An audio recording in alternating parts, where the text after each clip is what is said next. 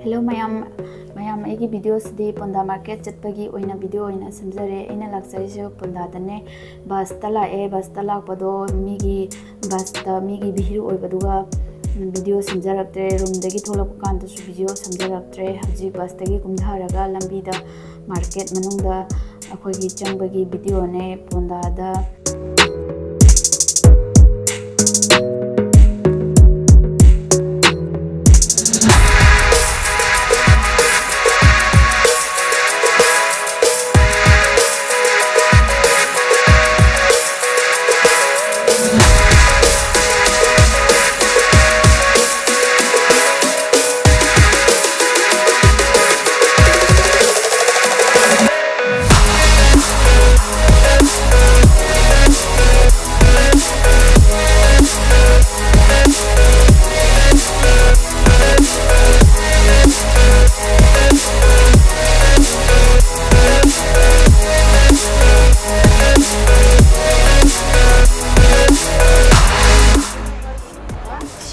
angau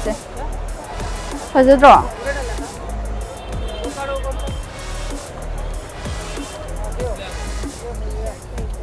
kya butaram de mo khungde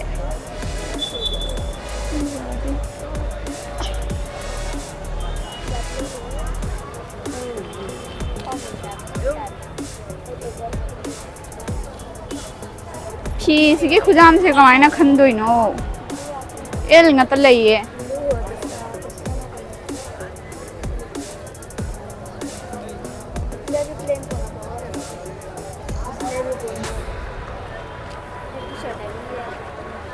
Elzina chawre me tu chap mana rap to ida suna pa jani da tu size mana rap chat le mana ye kishum khena ba lai roi si khena ba lai ga dro lai ki ba el na chaw na dro em sina medium size ta na dro masa da khatang khena ba lai re el luna tu se makha da khatang chon thare ro ya dro si shu ya bud na dro se na hanguna mayam nupa ge puri simje loina yeng bodadi phaje mayam na karam bana phajani sina phajagadra asi ani hina phajagadra amta haibiro se lele Ponda da lai me khoi Ponda da hoji Ganesh puja ge offer chat di ai ba du gi pot khara lo jagai la kone simpa gi furit khudang sangbe furi antane se tai shu kari kai yeng akhine adum uchar ke si lawra se si mari sina tro mari khang ne si bag ta hap chalo na yar puri t-shirt nupa gi t-shirt ma pa mana lore lao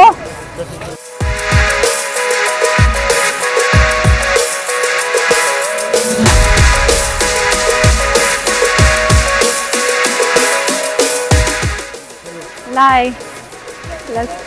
ima lai re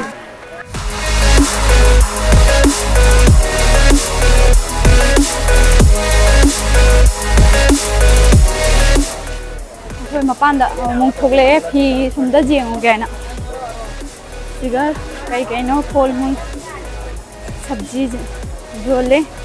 ima hanubi xin chứ nó han xin chứ nó rồi lệ hai bạn chúng ta hay làm sai cái gì thì nó sabji lệ đấy đó pen sẽ tới chúng mày làm chơi cái mình là sẽ video sẽ pan da mayam mafam se am chawre sidesya bazar kar se khoi gi ganpati puja do ganesh puja do yam chaw na mai da to ne akhoi na dukan khap ta to do natte si mai da to ne si so pan da oina bazar phame phi gi so offer thai hijang na pi phol mun tekra loina phang mong khai gi loina lei ve ga ka ne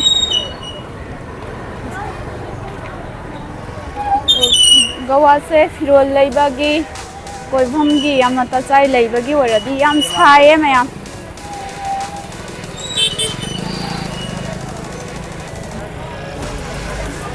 ꯀꯣꯏꯐꯝꯒꯤꯗꯤ ꯌꯥꯝ ꯅꯨꯡꯉꯥꯏꯕ ꯃꯐꯝꯅꯤ ꯀꯣꯏꯐꯝ ꯃꯌꯥꯝ ꯂꯩ ꯐꯤ ꯁꯣꯟꯗ ꯂꯩꯍꯧꯔꯦ ꯑꯉꯥꯡ ꯃꯆꯥ ꯐꯪꯕ ꯄ꯭ꯂꯥꯖꯣꯅꯤ ꯑꯁꯤ ꯀꯩꯅꯣ ꯑꯣꯏ ꯃꯥꯅꯦ ꯑꯗꯨ ꯑꯩꯈꯣꯏꯒꯤ ꯀꯩꯅꯣ ꯁꯪꯒꯣꯝ ꯐꯤ ꯀꯩꯅꯣꯗꯣ ꯆꯣꯁꯂꯥꯗ ꯃꯅꯨꯡꯗ ꯑꯩꯈꯣꯏꯒꯤ ꯎꯜꯗ ꯀꯩꯅꯣ ꯇꯧꯕꯗꯣ ꯅꯠꯇꯦ ꯃꯣꯏ ꯄꯨꯖꯥꯗ ꯆꯪꯕꯒꯤ ꯑꯣꯏ ꯃꯥꯅꯦ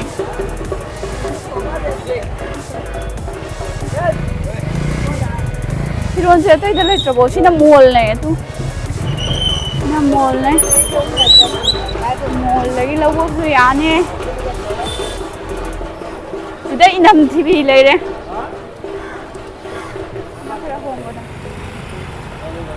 ꯅꯨꯄꯥꯒꯤ ꯐꯤ ꯉꯥꯛꯇ ꯒꯋꯥꯁꯦ ꯃꯌꯥꯝ ꯅꯨꯄꯥꯒꯤ ꯐꯤ ꯉꯥꯛꯇ ꯉꯥꯏꯔꯦ ꯃꯌꯥꯝ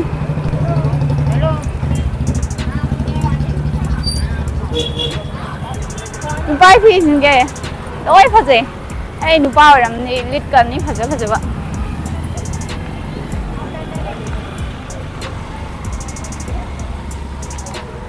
ꯁꯤꯅ ꯍꯥꯞꯄꯦꯟ ꯉꯥꯛꯇꯅꯦ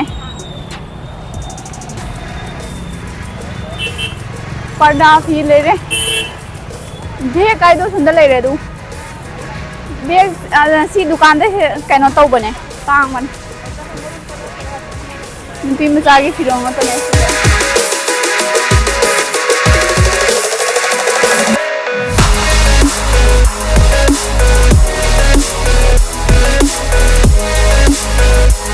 ꯐꯨꯔꯤꯠ ꯑꯉꯧꯕꯁꯦ ꯐꯖꯗ꯭ꯔꯣ फुरी से सिगन मो है नमो तारा में ना पा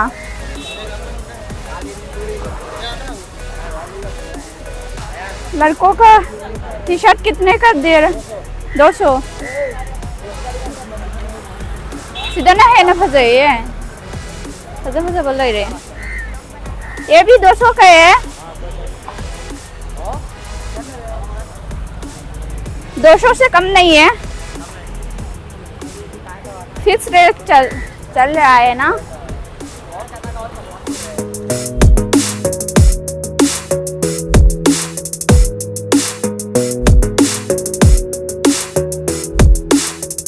कोई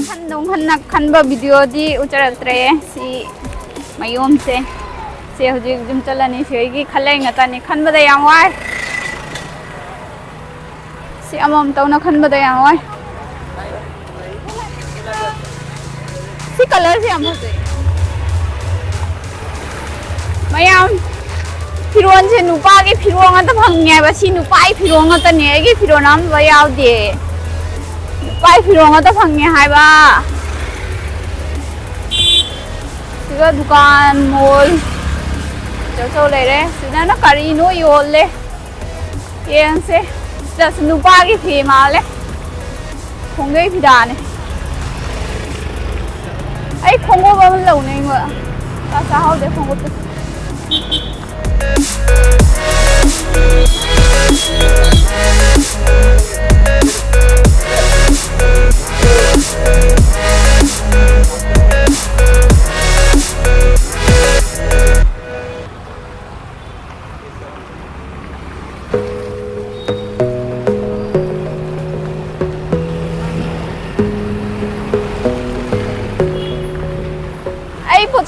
मरोय पुचै ngau yan ba yam ware nang khongwa phuri nang yan jaro ai maroi yam ware ai gi phuri jam ba yaw do ba aya les to dai ngo hi ge yan no dai yam ware ba bhek le nang bhek yang ani hai da si bhek sina te to pa bhek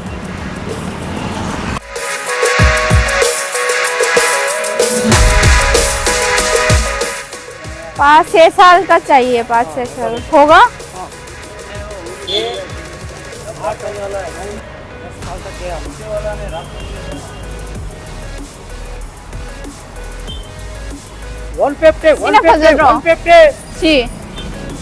सी भजबरा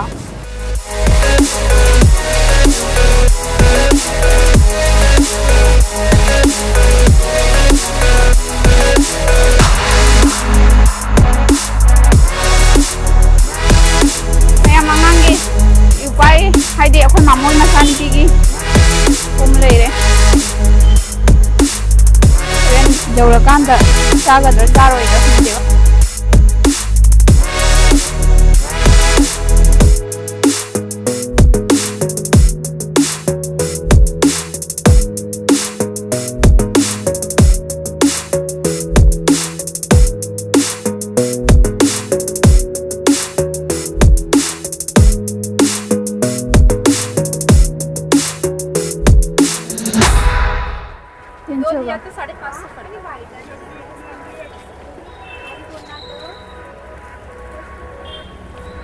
कितना पड़ेगा दोनों का? 550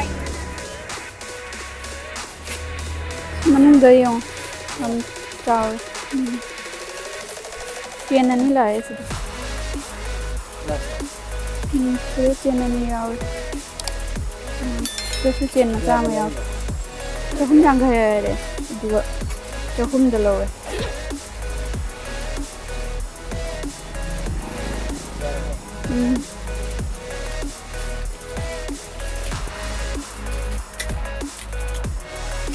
차 참 차에 Goa Shopping pháo em Goa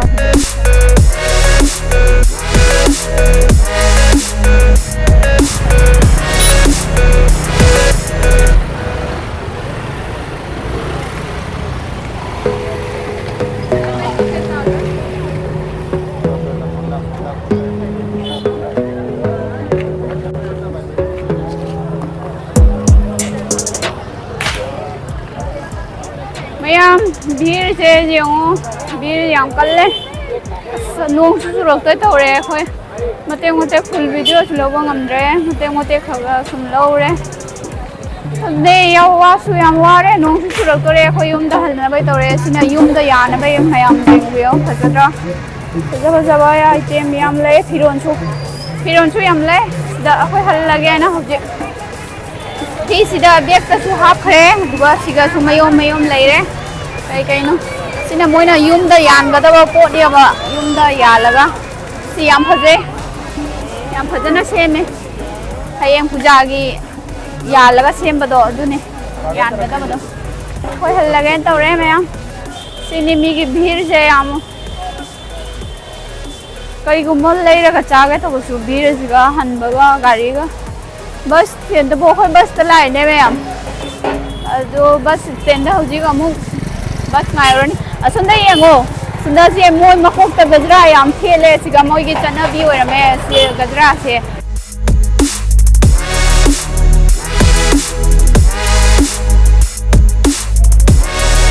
kai no hai ga do wa re jam na mayam wa ngang ning re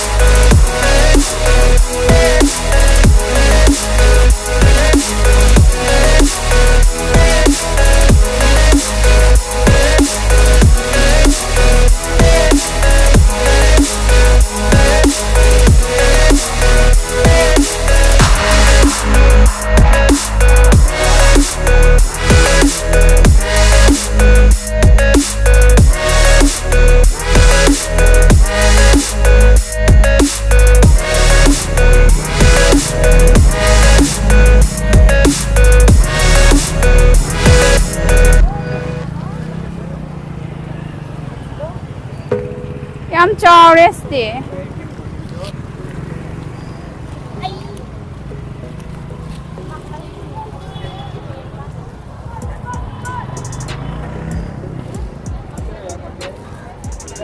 Mi ahanda bu char ni sde.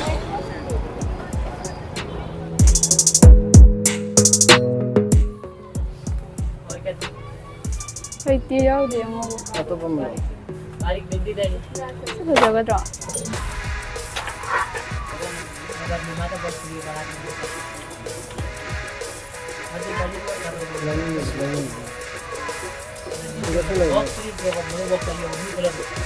ꯈꯨꯠꯇꯗꯤ yellow ꯀꯂꯔꯁꯦ ꯌꯥꯝ ꯐꯖꯕꯅꯦ ꯑꯗꯨꯒ ꯁꯤꯒ ꯂꯩꯁꯤꯗꯤ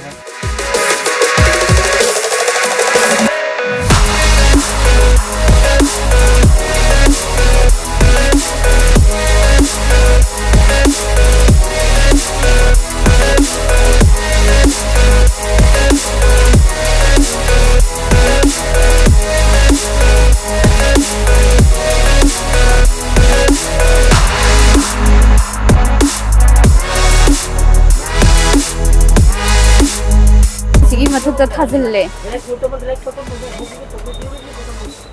फजब्रा अमा सिगी मथुकता थाजिल्ले केन माले ओ गलौगे Raman लौरना yellow colour से फजगद्र हमदे लोगो नहीं है लोगो सिम तो पायु से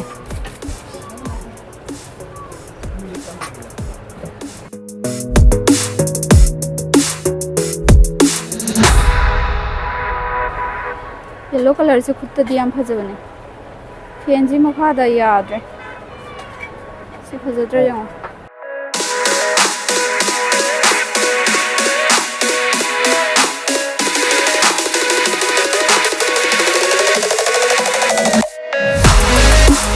चूड़ी कितने का है 100 रुपए दर्जन है इतना महंगा होता है बोले तो ये दर्जन हाँ 50 रुपए हाफ दर्जन हुआ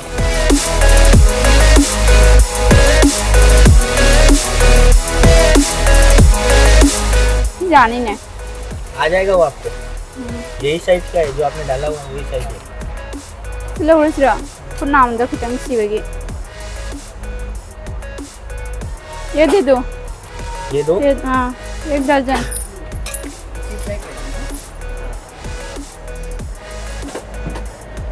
सी जाई ने अमुगुसे याद्रो हाँ ये वीडियो पे ये कौन बहुत शॉपिंग किया है ऐसा है ये कौन सा कलर है ये ब्राउन कलर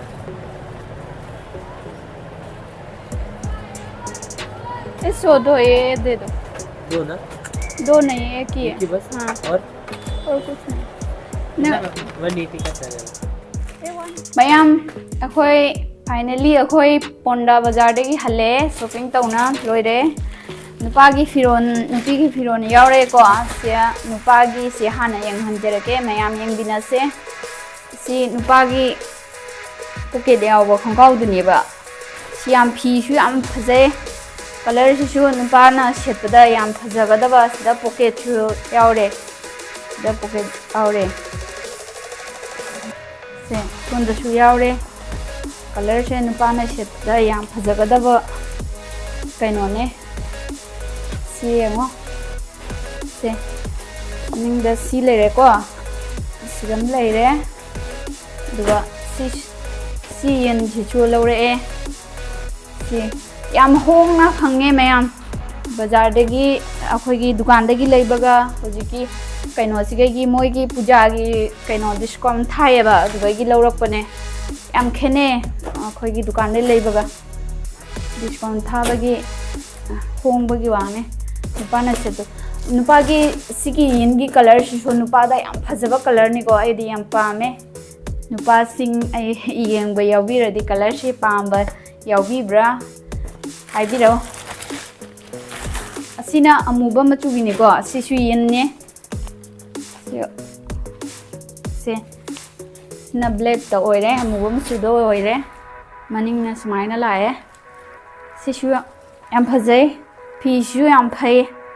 फी खोंगाव फी लोइना फैको अहुमक पोरै फी से लोइना फै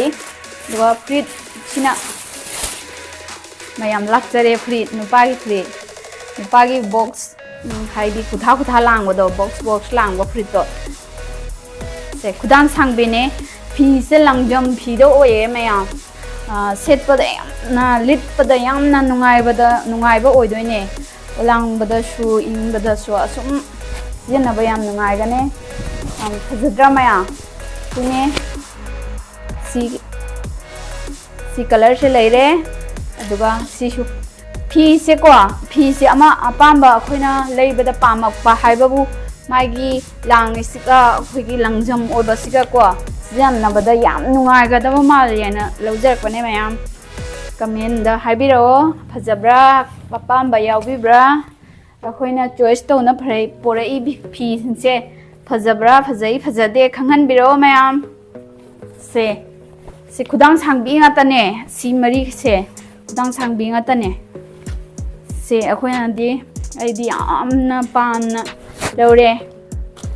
aduga sina hojikan ge nupa macha sina akhoigi yam pamna litnaba kaino tobo phui singdunieba se hojikan ge nupa macha singna hogolakpa nupa macha singna litpa sidi ai dum pame ai dum litninge mayam si ai litninge yamna se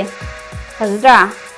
asi Goa gi phine na ta kho male mayam se jubi pambi ngata hore Goa se jubi ngata yang hore se da priam leire ko da mugo machu gi priam leire same ni se lupa chani khakta pire e mayam yam honge mayam su nupa gi phi se yam tang bane do phi sin se lupa chani khakta pire se leire si khene ye design che da leire asda angobo gi leire si angobo gi leire da su leire si leire ko ama puri se kaya sumo leiri kan duga akhogi apam ngata sem khanjalaga yanjala thambani na kai asuramo haibse kawo yani me se aina ka nu power amade padana set kane asi ama leire siga ani leire da hum leire da mari leire siga manga ne ko si me yam phajabra yengo siga taruk leire siga taret shure ba ko sida su atai su leire me yam nipan leire siga sidi angang chahi nipan gumba mapan gumba sun bana likadaba phine si angang gi su yaure angang gi size se ani ra humla yaure si su angang gi size ne sule ko ya sule re se as yam yame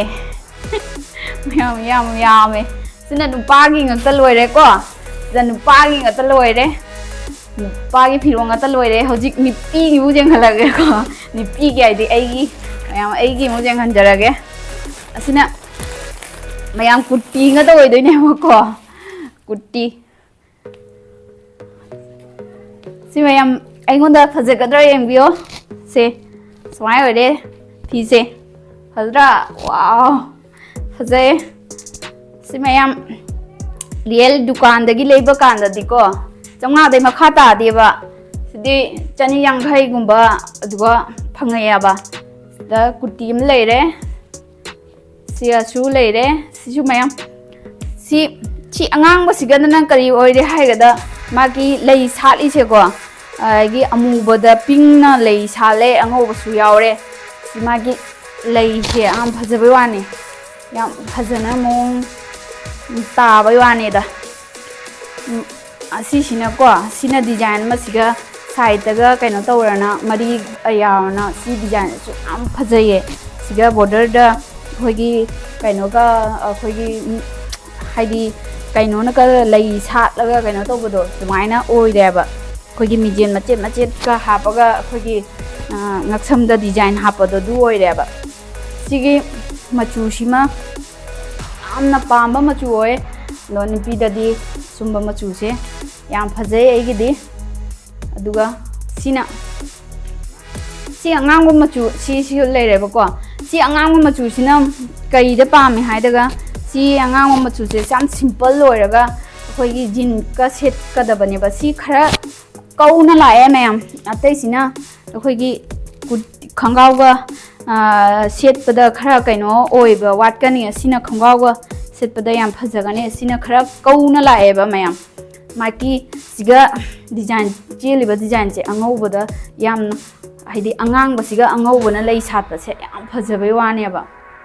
ba sila ko do sisina ne mayam sisina ne kai oiraga haida magi phi je mon launa ne am akogi olang tha da yam sijena badana akoi nipi akoi na yamna nuai na sijena ga da ba du phi du oya ba mon lawe olang tha da du oye ai sa bana su loire akogi bir marak tuga yamna phi khanbada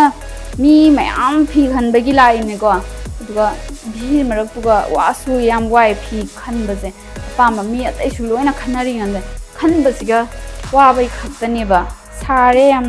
sina angang bada amubana khoigi keno tawraga border tawraga ye sina golar yaure siga